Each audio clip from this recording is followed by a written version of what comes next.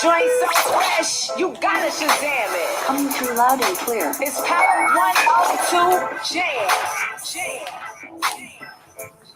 It's our perspective. When perception comes to truth, respecting you won't lose. Right or wrong, it's what you chose. Perspective. It's just the point of view, the odds and the outcome, based on how you move. It's all perspective. When perception comes to the truth, respecting you won't lose. Right or wrong, it's what you choose. Perspective. It's just the point of view, the odds and the outcome, based on how you move. The odds and the outcome based on how you move. What he say is based on how you move, not how they move, but how you move. Welcome to Perspective217. It's your boy P. And it's your boy Kelz. And that's right. It's your boy DJ Jill, aka Triple Threat in the building. What's happening? Yeah, in the building. Look like Mr. Triple Threat in the alley, but we'll talk about that a little later. So sometimes, man, you got to be like that, right? I'm in the building itself, you feel me? But I am in the alley a little bit too. I'm a little bit in both. So Indeed. But y'all see it. Perspective boys in the same building. Y'all know about that. Been a minute, but we in the same building. So we got a little special guest coming on a little later. But until then, I'm gonna go ahead and start like we always do. Brother Kel, how your week been? Man, week's been crazy, man. Been some long hours. The grind has been heavy. But the family good, man. Health good. Got some big news coming up, man. Here we're gonna be solidifying some things here on some other business ventures that's going to ultimately spill over to the respective crew and family, man. So we got some big things lined up, man. So we want all our listeners and audience members to tune in, man. And like I always say, man, 10 toes down, man. I'm blessed, brother. Let's go. Indeed. Brother Reed, how your week been, brother? I know you had some big news this past week as well. Man, it's been rejuvenating. You know what I'm saying? 11 days straight, man. I was out at the DuQuoin State Fair, man, front gate. Just getting it in, man. 12-hour shifts, up and down, man. But we was promoting, getting it together, made a lot of great connections. So, man, that was a blessing. Battled the Carbondale Liquor Commission and finally got my liquor license to open up my venue. So, in the next week to two, we're gonna be opening the doors to Indigo Event Space and Lounge at 227 West Main Street in Carbondale. So, man, it's been a blessed week, man. We here, we back, and we own it. So, hey, we can't ask for nothing more than that. Now, man, I can't let you just slide by that because you said some too heavy situations there. First of all, let's rewind to this DuQuoin State Fair. First of all, man, tell the people, man, what were you doing in DuQuoin, man, at the State Fair?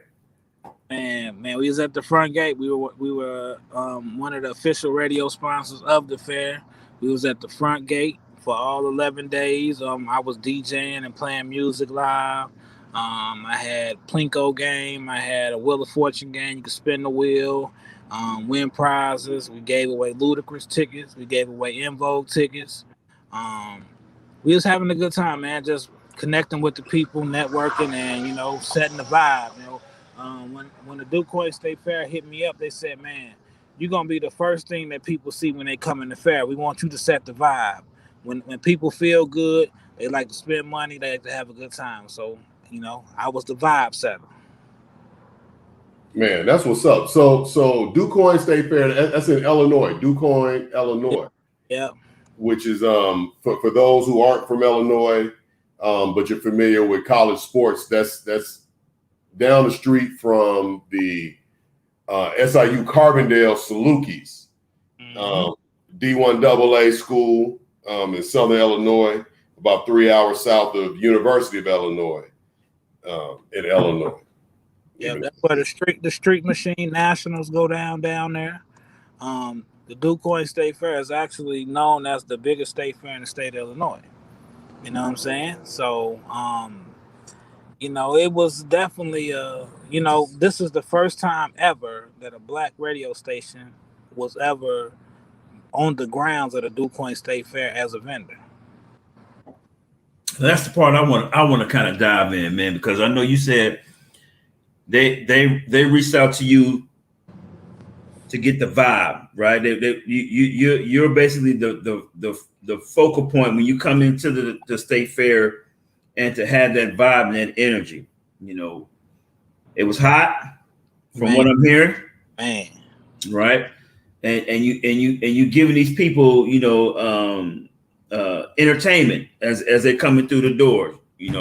Now, we always talk on the Perspective 217, man, the Hits 107.3. We always talk about, life and worldly issues, man. So if you had to guesstimate, Reed, what were the numbers that you probably seen in those 11 days, man? If you guesstimate as far as how many people came in. Man, I'm gonna say around 400 to 600,000 within the 11-day time period. Yeah, that's a lot of doggone people. That's a lot of people, man. We're gonna say 400 to 600,000 because for 2 days I didn't get the full day because I had to go DJ a wedding. You know what I'm saying? I was out there for half the day, then I had to go DJ a wedding, and then I was there for half the day, and I had to go DJ a corporate party. So, I seen in that process. So, you know what I'm saying? That's a lot of people. And just with what's going on in the world today, man, I seen about 600,000, and I say about 10,000 was wearing a mask or something like that, maybe. Really? Well, we'll be checking in on your numbers the next episode, right? Yeah. But the numbers is high at home, man. It's no ICU beds left at Memorial Hospital or none of that. Like we are maxed out here, bro. So transitioning into the Indigo Club, which is in Carbondale, Illinois, on that address that you said, and I ain't gonna try to repeat it. 227 West Main Street, man. 227 West Main Street. Which is right by the city building, right? Yes, sir. So how is that? How long of a process has it been? We kind of been talking around it. Yeah. I'm mad because at that point, I was like, we can't talk about it. I mean, we could talk about it, but we're gonna talk around it. We can't say exactly what's going on, but we just gonna say it's some news or some things happening. But man, it's been at this point, it's been a 5-month process. You know what I'm saying? It's been a 5-month. Probably started at, we'll say May 1st. You know what I'm saying? And now we at September 9th, 8th or 9th. September 9th, 8th. 9th. Yeah, it's the 9th right now. 8th, right? 9th, September 9th. So it's been, you know what I'm saying? That's been a full 5 months and 8 days. You know what I'm saying? So it's been a long process, man. A long 5 months. Absolutely. So the part of that process is kind of like trying to sell your house, right? You know what I mean? You got to go in and make sure things are up to code, fix the things that aren't up to code. Especially when you're caring for a building that nobody cared for 2 years, and it's been sitting for that long of a period. And then in the period before, when it was open, the caretaker wasn't doing a good job of taking care of it. So you are really nurturing a building or a baby back to life. You know what I'm saying? All the things are out of code. Nothing is up to date on being serviced. So you got to get everything reserviced. And, down to today, we just had to get a new gas line put in today. The gas line was leaking in there. You know what I'm saying? So we don't want to blow nothing up, so we can put a new gas line in there. You know what I'm saying? So the reward is definitely going to be worth it in the end. You know what I'm saying? Because we trying to set a legacy here. We want to do something special for the city. So it's been a long process, man, and it's been a lot of money spent. But at the end of the day, you can't get nowhere without you're gonna have to put something behind it. We always talk about it as an artist. You can't make it if you ain't gonna put nothing behind your music. You're gonna have to spend some time.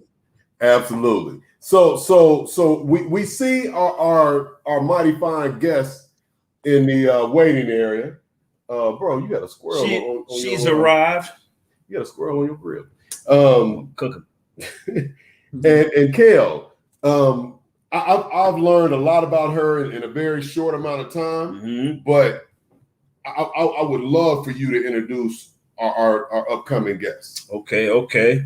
Without further ado, it's my pleasure and my honor to bring this young lady to our show, The Perspective 217. I'll give you a brief little synopsis of her. She is a mom, an entrepreneur, a visionary. So many things, so many hats that she carries, as well as the lineage of her family, man, is just iconic, right? So, without further ado, man, without me stumbling over, everything that she's done here, we're gonna talk to her in detail here. So let's bring my sister to the Perspective 217, Miss CFranks, to the building. What's going on, Miss Franks? How you doing? Welcome to the Perspective 217. I don't have the clap thing on my thing right here. Yeah, we usually have a special effects. But I ain't at home right now. You know what I mean? I'm in my partner's home. So understandable. So making sure that I got your name spelled right, because we put out some stuff that didn't have your name spelled correctly. Even though we did an edit, it was just it was crazy. It was crazy. So down below, it is Crystal with an I, not a Y, correct? It's Crystal with an I. My parents was fancy. Fancy. We like fancy, right? So Crystal, welcome to Perspective 217, like Kel said. It's an honor for us to have you on the show. Finally. No better time. Absolutely. So we're gonna dive right on into it because our time goes fast. Yeah. So I gotta ask you this first. So hold on, sis. What you got behind you there? Right behind you in the picture. What's that business back there behind you? Okay, so which way? That way. Yeah. This is the picture of my aunt, myself, and my father. I think I was about 11 in this picture. I hate this picture because my hair was looking all whack. And we were at the Manugian Mansion, which is the mansion here in the city of Detroit that houses the mayor of Detroit. So at the time we had a mayor, his name was Coleman A. Young. He was the mayor from 1972, I think, to about 90 or something like that. But anyway, He was our first Black mayor, and this was taken in this house. So this is my aunt. This is so hard. Opposite. Okay, there you go. Then this is my dad, Cecil Franklin, and myself, looking a hot ass mess. Look at that. Yeah, we see that hair popping out the side. We see it. We see it. When the lady, when she showed me that picture, I was like, so you couldn't find a better picture with my hair done. But it's all right. It is what it is. Love it though. Yes. All right, so we're gonna dive right into this thing, sis. All right, so CFranks, right? We know you, the general public knows you, the audience knows you as CFranks. Of course, I know you as sis, being Chris. So when y'all hear me say CFranks, this is who we talking about, right? Yeah. Coming from the D, right? Better known as Detroit. Born and raised. Tell us about your experience growing up in Detroit. So I was born and raised here. I am what you would call a Detroiter through and through. So I was born at a hospital by the name of Sinai, and it was about 9 blocks from my home that I grew up in which I lived in until I went to Alabama A&M in Huntsville, Alabama. And growing up in Detroit was magical. It's a Black city, so everything moves Black.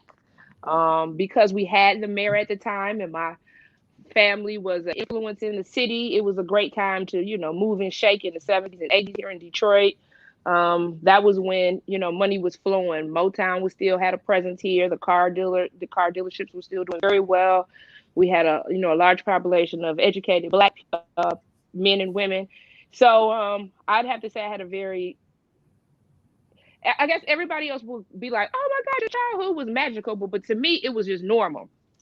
So like, I had a great relationship with my aunt. Yes, we had a relationship. She even lived with us at one point. Her and Glenn Turman. So Glenn Turman is from Cooley High, and from all of us in our age group would know him from a different world as the Army colonel in in a different world.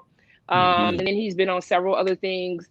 But my father was born. Well, my father was born in Memphis, but he was raised here, and again, because my grandfather was so influential in the city, he knew everybody, the street and the hood and the get money, and the educated and the music. He knew them all. So I had a real rounded, situation where I had, I didn't know what a mall was until I was 16 because we used to go to the boosters. Right. We would go to church every Sunday. You gotta balance it out, right? You gotta count your blessings while your blessings are still there, right? Right. So I grew up like I said, a magical time. I grew up in a great neighborhood. I had my neighbors are like my family. My best friend, we've been together since we were 4. I still have tons of family. I still have tons of friends within the neighborhood, and I am still located in the city. After leaving Alabama A&M and coming to Detroit, I finished my degree here at Wayne State University. Like I said, so I was born, raised, educated, and still live in the city, unlike a lot of people. So that's where my roots run deep in the city of Detroit. Gotcha. Now that's a lot that you threw out there. That's a lot of time span. You try to wrap it all up in one sentence, but we ain't gonna let you slide like that. So we're gonna take it back. So through that. You're growing up in the D, with your grandfather and your aunt and your parents' stuff. What were some of your childhood influences? Ooh, some crazy stuff. Y'all would be like, you cry. Okay, so my in our house we had the party house. So we had the house where everybody would come. So we had just visualize it. Now we're talking about the 70s. Okay, so we had green couches. Okay. We had pink walls.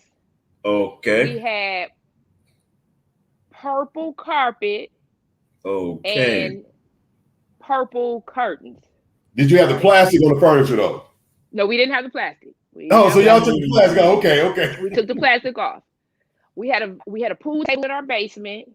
We were one of the only homes on the block that had like a finished basement. We had a pool table. So people like the Spinners would come to our house, and the Four Tops, and like Marvin Gaye, and all these people come to the house. I didn't know who they were. They was just Uncle Billy and whatever. So my influences came from color and from being in the music studios for hours on times and video sessions and all that kind of stuff. So growing up, some people be like, oh, I want to be a teacher, I want to be a doctor. I never really had a path that I was on. I was just like living life. And when I went away to school, I originally went to school for child psychology until they said I had to be a doctor to make money. I was like, I don't have time to go to school forever. No, that's not gonna work. So I went to school for marketing, which at the time I didn't realize was second nature. So all along I've been growing up in a marketing environment, not knowing it. So my influences was life, was everything around me. I am a sum total of my environment, and I am thankful for it. So when people ask me what was my influence, you said Spinners came through the crib. Did you say Marvin Gaye too? Yeah, so my father was a minister as well, and he married Billy Henderson and his wife Barbara. Oh, I love Barbara. She's still living to this day, and I love Billy. But yeah, so they were all like friends of the family. So I have a painting of my father. My father has on this medallion, and it says "Peace, Love, Cecil," and the medallion was given to him by Marvin Gaye. So, and then Smokey Robinson and my father went to high school together, and they were best friends. So when you go to their yearbook, like my father was class best dress, and Smokey was most likely to succeed. But they So were best so friends. you spoke about your grandfather. Yes, So we see from your bio that your grandfather was a pastor, yes, which we know, known to be a pastor of the civil rights. yes. So talk to us about that a little bit.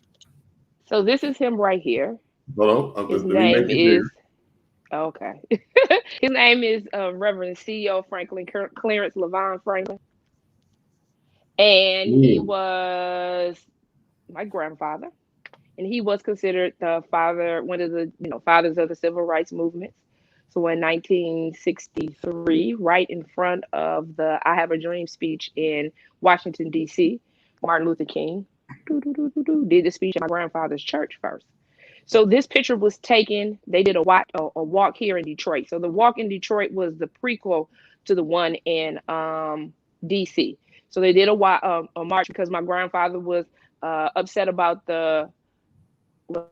Let me get this right. He was upset about the treatment of the workers up north as well as down south, but it definitely down south. But he wanted the up north people to get credit for having some part of the civil rights movement. He didn't want people just to think, oh, we're up north and we're living a good life and it doesn't affect us anymore. So not true. So that's what this picture is from the watch on Detroit, which was the prequel to the "I Have a Dream" speech. A lot of people don't know that Martin Luther King did that speech at my grandfather's church first. And life has a way of being reciprocal.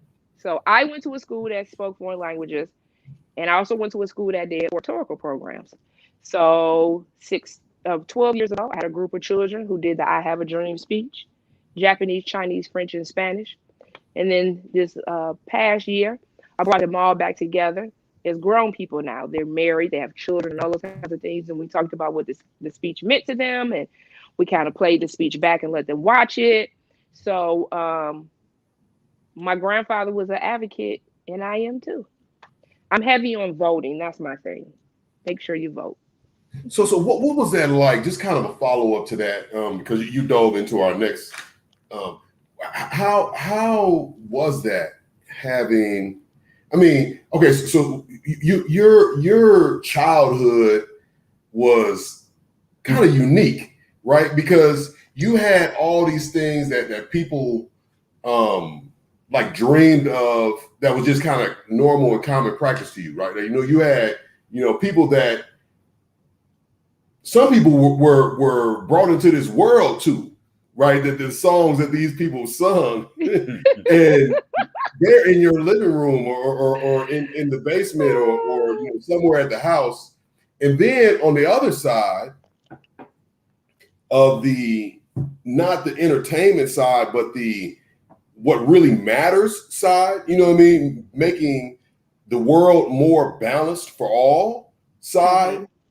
How did that, I mean, when did you really realize that that meant something, that was important? So let me say this first. Let me put y'all back on the screen. I want to see y'all. Oh, And and to be honest with you, I don't think I've ever really realized it. Is that an honest statement? Is that crazy to say? But yes. So when my aunt, I mean, because I grew up so when I was born in 73, my aunt was already, and my grandfather was already, my aunt was already Queen of Soul. My grandfather was already who he was. My family as a whole, with my aunts and my father as well, they were already well established. And I feel like there's a difference between people who are born in a situation than those that come into the situation later in life. So like those who are new celebrities, your Cardi B's, your Megan Thee Stallion, all of those kinds of people, their family is like, this is like so exciting. This is Uber. It's over the top. But for their children, it won't be. It'll be just like regular life for them. So for me, growing up with all these celebrities and stuff around and not really knowing what the hell was going, I don't know.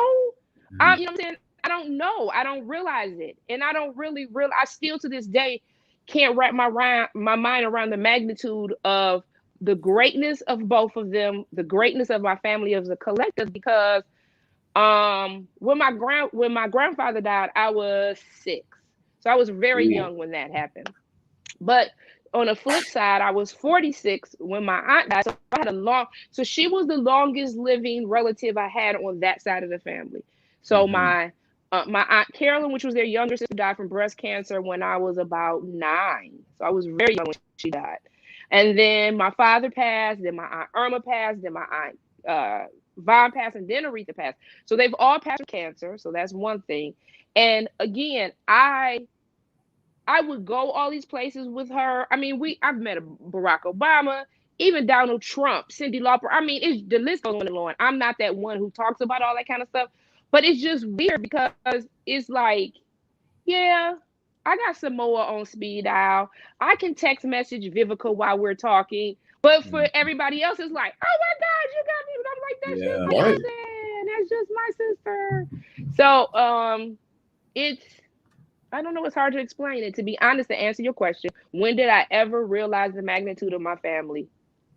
When my aunt died, and I don't know if I really have.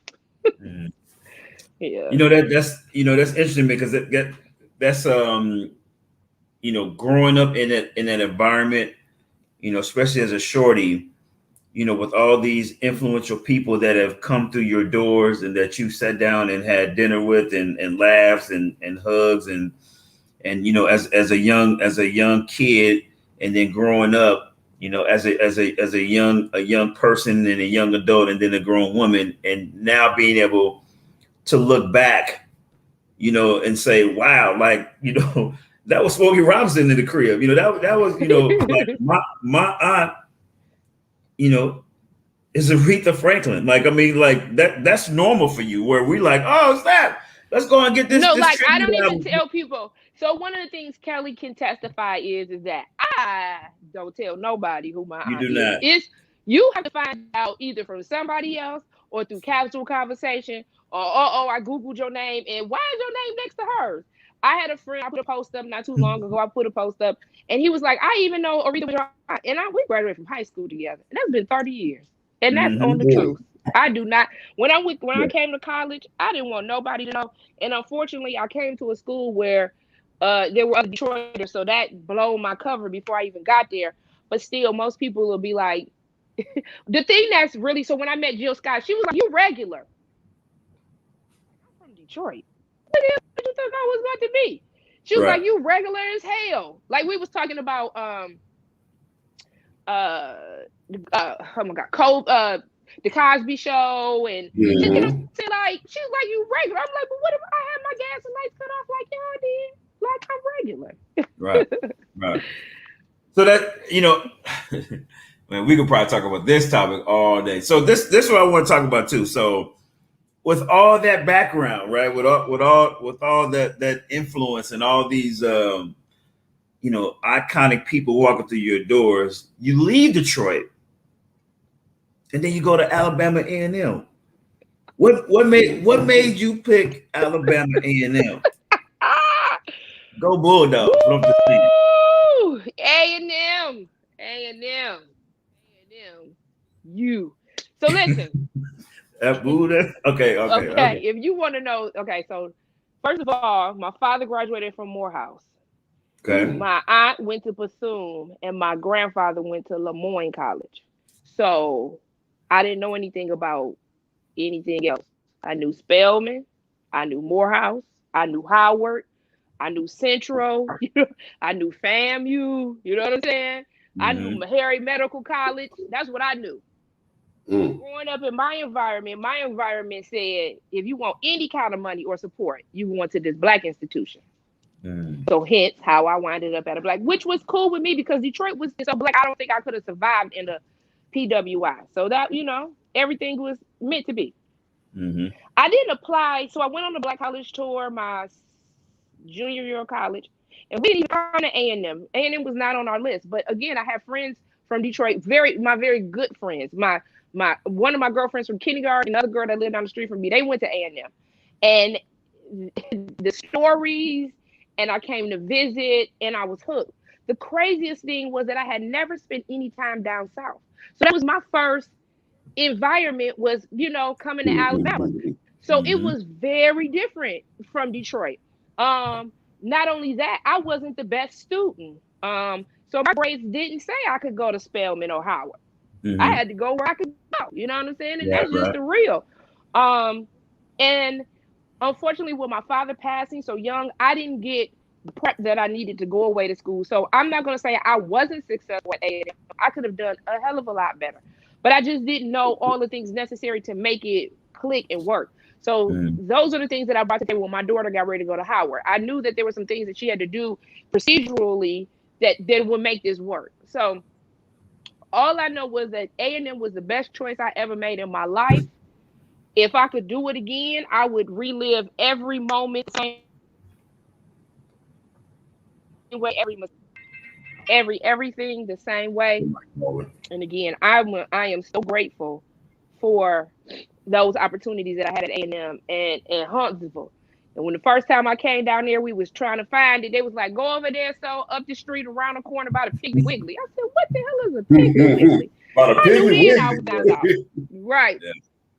But I met some of the best people in the world at A&M. And if it was not for, even though a lot of, there's a whole lot of Northerners in in A&M, and we stick together. We can see each other, from our swag, the moment, oh, you from Chicago, oh, you from Detroit, oh, you from Indy, you know what I'm saying? Like, we were like a baby tribe. And the support that I got is sustained me now as a grown person, because my A&M friends have supported my business, even though some of them are not Detroiters, but that's because they fell in love with Detroit and they just honorary members now. So speaking of which, I mean, we're going to keep it moving, man. So what are the lifelong lessons? What are some of the lifelong lessons that you've learned from at A&M? The HBCU? Yeah. Oh God, I learned some of the worst habits, like cheating, playing spades. Man, that hurt me so bad. I learned some of my best bad habits there, but baby, them lifelong lessons are I learned how to survive in a with no electricity in a dorm. I mean, no air conditioning. I came from Central Air to Alabama in August with no air. Woo! I thought I was gonna die. I learned how to, to navigate that. I learned how to I learned how to be a friend, because when you're 18 and 19 years old and you're away from home, and it's a lot of people's first time ever being away from home, some people don't know how to conduct themselves. I was surprised that people didn't even know how to wash clothes.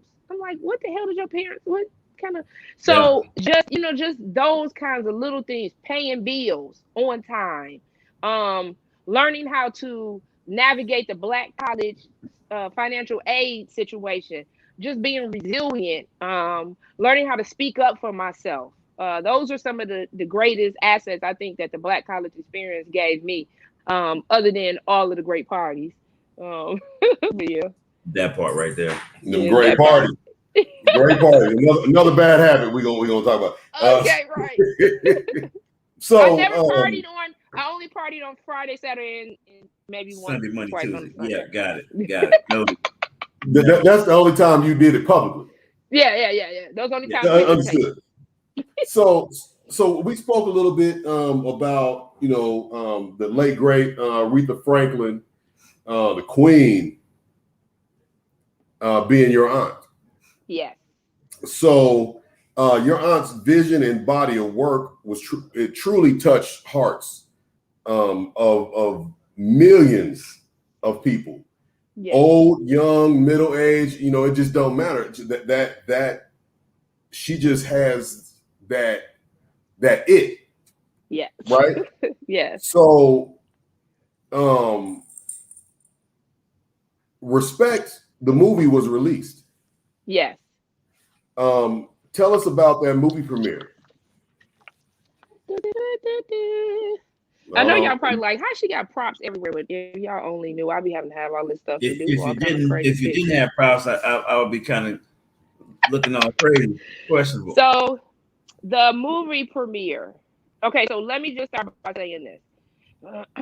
So the movie itself, people have asked me what did I think about the movie. So the movie stopped in 71, two. I'm sorry. The movie stopped in 1972 and I was born in 73.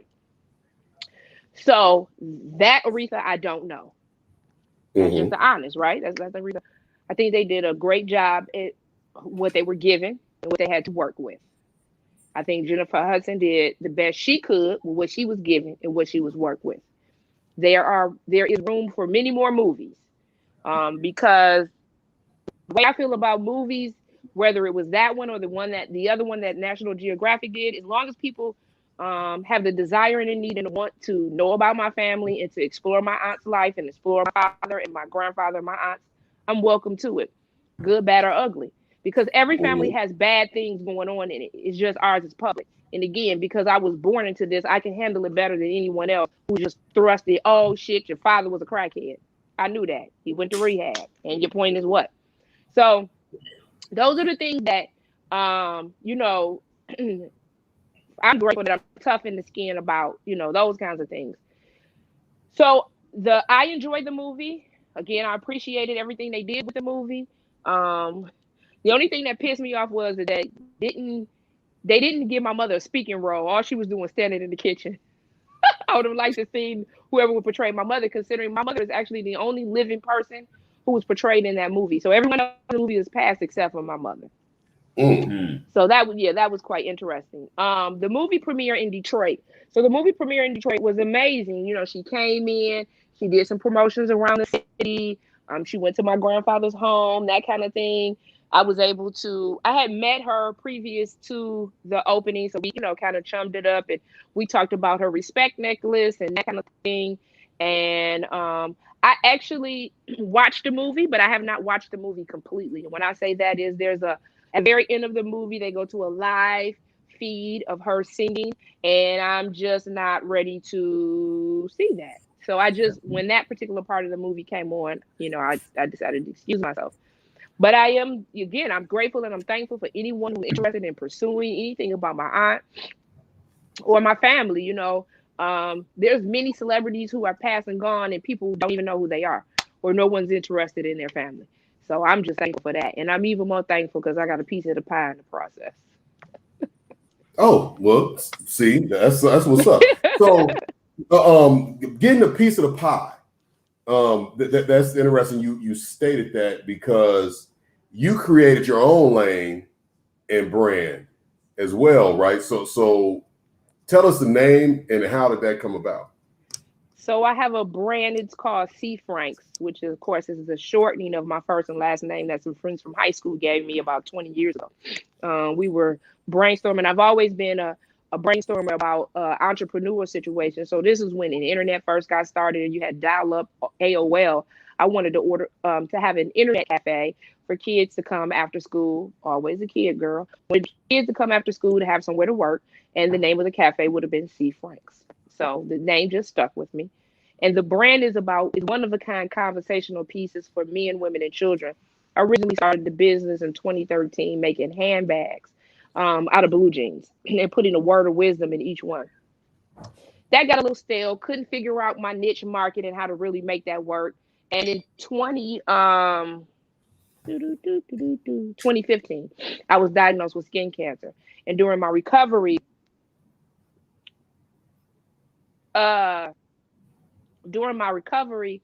me and my cousin, I was off some kind of crazy drug and he was on some weed or something. And we were just coming up with things that we thought about our city. Our city was going through a renaissance and we had the white people come in? Gentrification. I'm sorry. We had gentrification. That's what that's called. Yes. We had gentrification happening heavy in Detroit. And at that time, everybody's like, oh, Detroit is coming back. It's a habit. No, Detroit ain't never went nowhere. We've been this shit. Y'all just discovering that Detroit is this shit again. We already knew it. We didn't need you all to come in and tell us. You know, we knew what was going on here. So I started the brand, and it's all about the city. So it's all the things that are closed in the city, closed high schools, restaurants, businesses, fads, that kind of thing. And doing that, I started with pop-ups, just trying to learn my market, trying to learn my customer, gained a phenomenal customer base. I love them to death. And then when my aunt passed, So I live next to what you call the Museum of African American History. It was the largest museum of African American history until the one in Washington D.C. was finished. So I live next door to that museum, and that's where my aunt's body laid in state for 3 days. When you saw those crazy lines of people coming out, well, actually, that was like, I'm talking about, I can walk out my door, walk 5 paces, and that's right next door. So you had all these abundance of people. They were out there selling stuff, and all my friends were coming by like, Crystal, you need to get out there and sell some t-shirts. I'm like, I ain't about to be selling t-shirts on the corner. I ain't doing that. So they like, no, everybody else got a line of stuff. You need to do it too. So I created a t-shirt and didn't realize what was going on. So in the midst of everything, so my aunt passes. I'm just going to say her, to the point where we put her in hospice, to the point we buried her, was probably the craziest 4 weeks of my life. I can't tell you all the stuff that was going on, right? But one of the things was I created this t-shirt and put it out there. Put it out there about 3 days before the funeral. Sitting in the funeral, phone is blowing up. Don't know why. And that's because the newscasters have gotten a hold to my information and blasted me nationwide, and I didn't even know it. So I created a shirt which was called the Queen of Soul. And that particular shirt had song titles, family history, and things about my aunt. So that's kind of how I started with the Queen collection. So the original collection, which is about Detroit, is called ID Detroit, which is identify what makes Detroit your home. And then the other collection, which is the Queen collection, is things about my aunt. So because I had that business and I had been doing it for some time, when the movie came around, I know that they do promotional items and promotional boxes for movies. So I reached out to them. I reached out to them. They didn't reach out to me. I reached out to them. And when I clicked send, when I clicked that button, I called all my ancestors. I said, listen, y'all, before I hit this button, I need y'all to go to the people and tell them X, Y, and Z. Click the button, waited, didn't hear anything for a few weeks. And that psychologically did something to me, right? Because I'm like, that's some BS. I'm a family. If anybody, right? So they finally reached out.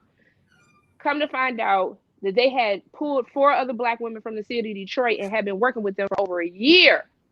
One of the young ladies knew who I was and knew what I did and did not even suggest that I be part of the program. But it's all right, because the Lord don't like cute and he ain't too fond of ugly. So there we go. So in the long run, it wound up working out, because I am still, to this day, working with them. 2 months after that project was completed, I'm on to the next one with them. So the blessing came around tenfold, and I created t-shirts.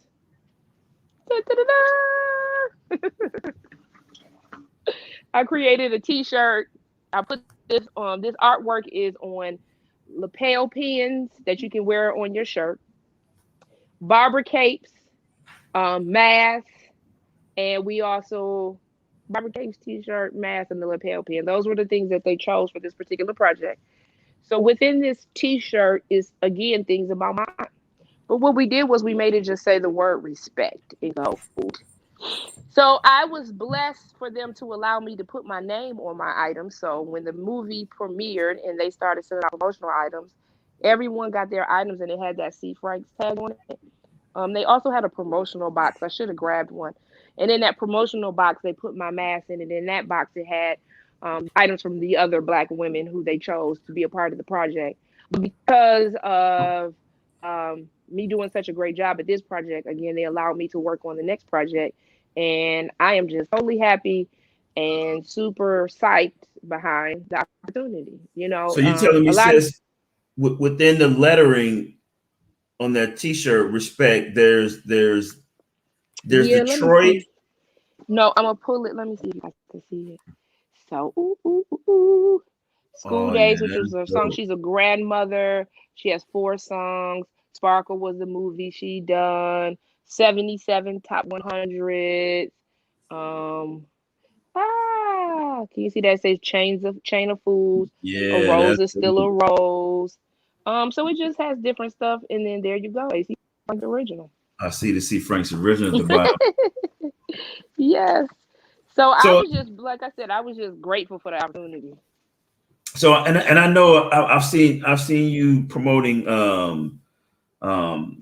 dresses, I mean masks, Yes, I mean denim jackets that yes. you come and put your thing on, man. So you know you have covered the whole entire gamut. So I know you said Right. ID Detroit, was that the first original Yes, brand that you ID went with? Detroit. Yes, ID Detroit was the first part of the CFranks collection, and then I added the Queen collection. And then this particular shirt, I had a collection. It was a foreign language collection. I'm still working on it to get it a little more. I don't know what you call it, but I just didn't like the graphics that was going on. It's a little boring, so I'm trying to figure out how to spice this up. And what this Mhm. says, the shirt says, "I am the dream," because at this point, I'm the dream realized. We all are the dream realized. Mhm. We're the dream realized of not only our ancestors, but the ancestors that are in Africa or Europe or wherever they may be, Belize, wherever our ancestors are. We are, the dream of all of them. So that other collection is called "I Am the Dream." So it's something I'm developing, and maybe I'll put something else out during Black History Month, because that's another time of the year that I try to release a series of different T-shirts and things like that. So you kind of touched on this a little bit. What is your vision moving forward with the brand? You kind of touched on that just now. And how can our audience support you in your vision? So, right now I am working on the fall collection of ID Detroit. I am also so with the Queen collection. I know a lot of people have requested for me to do T-shirts, kind of like with her face on it. And I'm not ready for that yet, honestly. You know what I'm saying? Like everybody has a grieving period, and Mhm. we, unlike normal, when somebody dies, you all get to grieve. And this is some of the term that nobody else even thinks about but us, but you all get to grieve privately. Well, we Mhm. never had that Mhm. opportunity. From the Right. moment she became ill, people knew she was ill, and then people would ask. So then she had that period of sustainability for about 3.5, 4 years from her original diagnosis till she passed. And then you had that time where, and Kelly can contest to this, I got so tired of people killing off my aunt the week before she died. I had to do like 15 public announcements, like, look, she ain't dead. Quit saying that. So we don't get the same opportunity to grieve publicly like everybody else does. I don't get an opportunity to take a year from nobody to say shit to me, just to be like, okay, I'm meditating and get it together. And then what I'm finding out right now is that I'm still dealing with some triggers Mhm. that I didn't think about. One of the things that I was dealing with a week ago was the realization that I'm never going to be able to see her in concert again. Now, I'm going to share something with you guys that I never really talk about, but me and my auntie used to beef. We would beef, and Kelly know this. We would beef and not speak for 6 months. So in my mind, when she first passed and when everything was going on, I'm like, okay, we're beefy. That's how I had to process. We're beefing. I'm gonna talk to her. But now we're 3 years in, and I haven't heard her. I haven't talked to her. And Right. the realization of me never going to a concert, and it's a lot to the concert. So you got the sound check, you got the backstage, you got the traveling, you got the band members. Like I'm missing all of that. I'm Mhm. missing that. And the Aretha Franklin Amphitheater, which is our open air theater here in Detroit, which was named after her death, has concerts. So I've been going to the concerts. But I had to pull back off the concert because I was starting to feel some kind of way, and I didn't understand where I was coming from. Mhm. And it was till I sat down and thought about the fact that I'm starting to process the fact that I'll never see her again in concert. And she's my first. I consider her my first and last concert. You know what I'm saying? Because the first concert I ever went to was hers. Mhm. Right. So it's the whole grieving process. It takes time. So as far as developing more things for the Queen collection, right now I just have the respect items, the T-shirts, the pens, the masks. MGM allowed me to still keep ownership of the artwork and sell the stuff as well. So that was a blessing. So you can always buy some of the items I still have on the Queen collection, and then the ID Detroit stuff. If you're a Detroiter, if you know a Detroiter, we can always do that.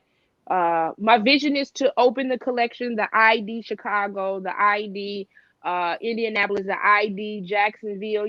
Those are the things that I'm looking forward to. And with MGM coming to the table and allowing me to do things with them is giving me a cash flow that's allowing me now to expand the business even greater. One of the things I want to do is get a truck. I want to become, I'm the pop-up queen. Everybody be like, oh, Crystal, when you doing a pop-up? But I want to be more mobile pop-up. I want to be able to be at baseball games and basketball games. And I want to be able to have my own festivals, you know, of course. We want to have a festival. We have the kids with the books and, you know, all that kind of good stuff. And And you know what? showcasing the young people in the city. So that's one of the things I'm looking forward to. That's big, sis, because I'm gonna tell you this, man, and you know this very well. You know, a lot of people who comes from, you know, a family of greatness like that, and you know, they have the mindset of, you know, like I do things from afar, you know, like I delegate stuff to happen, you know what I'm saying, or I'd rather be heard than seen. And you know, you are totally opposite. You know, you are the embodiment of wanting to feel the heartbeat of the city, you know, whether that's Detroit or Chicago or India or Alabama, you know, and for you to you know, started your brand and still be, you know, in your mind, you're a street soldier, because, you know, you're going out and to these venues, and, you know, you are selling shirts yourself, you know what I'm saying? You could be completely Hollywood about this thing and be like, throw your name on it and put it out, you know, and just kind of reap the benefits. But, you know, you love the fact of being able to create your product and put it in somebody's hand, you know, and watch them put it on and model it, and you'd be like, yeah, you know, that's what I did right there. So I love the customer experience. Yeah, I love the customer experience. That's the best. I've met some of the best people doing this. I mean, I be doing my Eastern market, which is my open air thing on Sundays. And, you know, during the week, I'll say like, oh, my shoulder is hurting. And then one of my customers will show up like, yeah, I got this ointment I got from the doctor.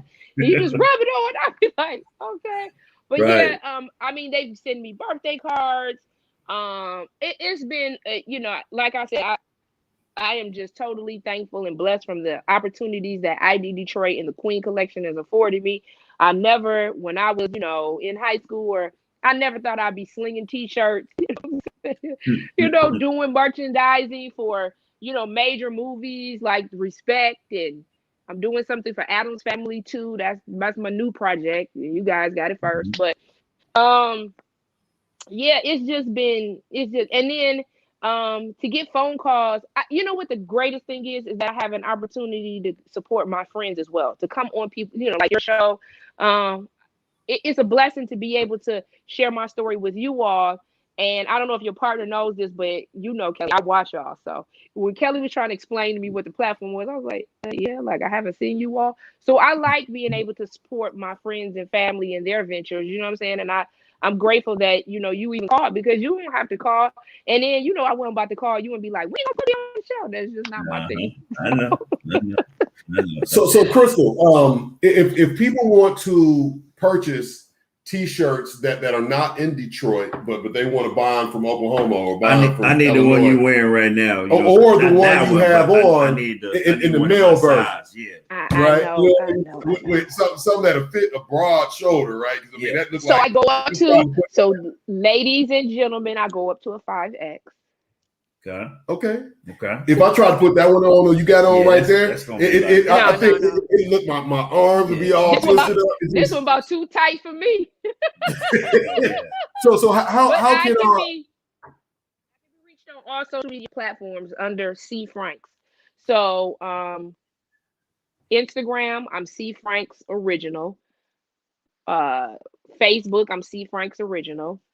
And my website is CFranksOriginal.com. But if you just Google CFranks, CFranks, you will see my beautiful picture there. And you'll see all my information on how to contact me, website information. I do custom orders on camo jackets.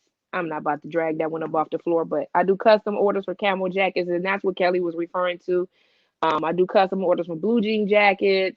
I have links with people who do other things, so I like to, you know, spread the love in that sense. And again, I'm looking to expand into other cities.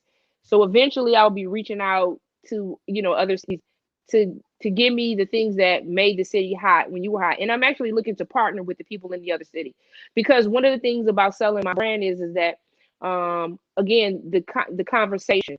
So when you wear the pieces, it's going to start a conversation. So I would hate to represent, say, like Illinois or Chicago with a listing of all of your things, and then people come up to me like, well, how you know about this? I would rather someone from the city like Kelly or yourself to represent your, your city, and I'm just there, giving you pointers, egging you on, just helping you build, helping us build the brand all together. But I am looking to, expand, and CFranks, CFranks is how you can find me. Absolutely. So did I get that right down there at the bottom? Can you see it? Wait, let me see. It don't say at CFranks. It don't say nothing. It just see me. It just see me. Oh, you just see you? Yeah, that's all I see. It says you're in the show. But it's okay. I know you got it out there. All right. So one thing I want to comment on before we close is that is truly supporting your fellow brothers and sisters, right? Because instead of just doing it and you reaping everything from it, like you said, and some of it may not be as genuine, as it could be, you're supporting it. That's like that old saying they would say, you can go and lead a person to the water and fish for them and give them a whole bunch of fish and they'll eat for the day. But if you teach them how to fish, you can feed a generation. Yes. Now, the saying wasn't exactly like that. That was my perspective of it. No, it was right? it was better than what I say. But that's what you're doing, right? You're helping and using your resources and the blessings that the Lord has given you throughout your lifetime to improve other people's situation. That's one of the things that I have to say that probably comes deeply rooted from like my grandfather and my great grandmother, because they were such advocates within the community. My mom did a lot of volunteering when I was in school, and we as a family we did a lot of volunteering. My aunt would do the civil rights concerts and all those kinds of things, and never asked for any money. If they did take up an offering, she wanted that offering to assist those ministers or those ladies that were, in the trenches in that city. So I have always been an advocate of, supporting, from the young people to the old generation. Like, that is so important. And then we have to support, because the thing about Detroit is Detroit, Chicago, any of us up north, we all came from the same place, Alabama, Mississippi. So we all, somewhere along the line, we all related. So we got to help each other. You know what I'm saying? If we don't help each other, then we won't, we won't have anything. And we have to show the younger generation too how to, reciprocate the love, and to, to come back and, help your fellow classmates, help your fellow friends, your neighborhood, those things are important. And, I've done enough bad things, so I need to equal out my bad with my good. So hopefully, Lord, man, see, now you're preaching closer to what I know. So you know what I'm saying? Listen here. I am as real as it comes. So before I'm about to say, y'all about to die laughing. So when you had the other gentleman on, and I'm sitting here fixing everything, I'm like, oh shit, I ain't got my teeth. Had to go make it happen. Did you say your teeth? Had to go get my teeth. Let me tell you make something. It happen. Boy, you is silly. I am not Miss Pretty. I am not the one. You know what I'm saying? I can get Hollywood on you, but trust me. But so real. I am not Hollywood. That is far from what I am. Hey man, ain't nothing changed in 30 years. Real talk. Real talk. So as we get ready to close, Brother Ree, you've been listening from the background, man. Do you have anything you wanted to ask or add to this conversation? Nah, man. It's just a blessing to have someone of her stature in the building with us. You know what I'm saying? Live on Hits 107.3 to beat our station. And just being able to be a positive light to a lot of people out here. So I want to say I appreciate you, and I thank you for all that you continue to do and have done. Hey, Reed, thank you as well. What's the coverage again, man? How many cities and states we in right now? For the station? Yeah. Oh, we in every city, every state, and we overseas. But we got 500K listeners per week that's tuned into the station. And That's what's up. you know, and we on over 72 different networks right now as we are airing live. Yeah, you know, every week is something different with, you know. Right. The numbers keep we got moving check up. in with the numbers with him, man. So you know, that's Mr. Triple Threat right there. So I understand. Ain't nothing like numbers. Absolutely. Hey, well, Crystal, cheers to you.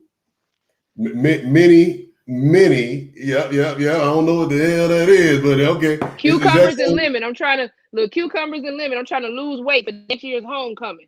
that's a cucumber. Oh, for next month's homecoming? Yeah, I said next year. Oh, next year. You ain't coming this next month? No, I ain't lost enough weight yet. Girl, Stop it. You know what I mean? Hey, we'll be there. We'll be there next month. You may get your butt down there at homecoming. Stop playing. Oh, y'all, I'm at the pass. We got things to do. We got things to do. Oh, look, okay, She's working right now. She ain't got time to go to home. She trying to get it together. Hey, a month is plenty of time. No, I do need to. No, Squeeze listen, in. gentlemen. I do need to come to homecoming because there's a job that has to be done. And I know I need to come down there, but I might have to send my representative. So my daughter just graduated from Howard. So see, you know, I'm reciprocating. I might have to send her on down there to stand in for me. So she can, you know what I'm saying, get her feet wet and understand and come back and, you know, return the information. But I'm gonna have to make sure she stay away from the party part. Well, you know, she get down there. Holler at Uncle Kel when she get down there. So you already know what it is. Exactly. Well, gentlemen, I just want to say that I do enjoy your conversations that you have, you know, weekly. And I know that you guys are law enforcement and you come from that, you know, working perspective. And I just want to say thank you for all that you do because I couldn't protect and serve shit. So I'm glad y'all do it for me. And I just want to say, as far as, you know, one of the things, the unique things about growing up in Detroit in the police environment here is that we are a Black city. So like a lot of times when, you know, these other cities are dealing with racial profiling and that kind of stuff, like, we don't really deal with that because I won't say that. What I will say is that it's not as prevalent or, you know, those kinds of things as it is here in our city because we are Black and a lot of our officers are Black as well. So that does help us out a lot. But what I will say is that the climate that we're dealing in, I pray for you guys every day because not only of the violence part, but the mental issue, you know, the mental part of it all. People just think you go to work and everything is fine, or you might see somebody get killed or gutted. Like, come on now, people have to go home and lay down on that. So mentally, I know that you guys deal with things as well. So I would just, you know, I pray for that as well because I want you to stay whole in your mind in order to still nurture on your own families. Absolutely. Real talk. Man. Appreciate that. Appreciate that, sis. No, man, you said it. You said it right there, sis. You know what I'm saying? So we're gonna leave it there, man. I can't follow behind that. You know, I appreciate you taking the time out and coming around here. You know what I'm saying? Hopefully see you homecoming or not. You know what I'm saying? I'm gonna be on your head. Take care. And you know, we're gonna have to do this again. So, you know, whenever you got something to drop, you already know it. Next time it's gonna be so lit. That part right there. Y'all stay safe. Thank you. Yes, man. So it's Perspective 217, and we out.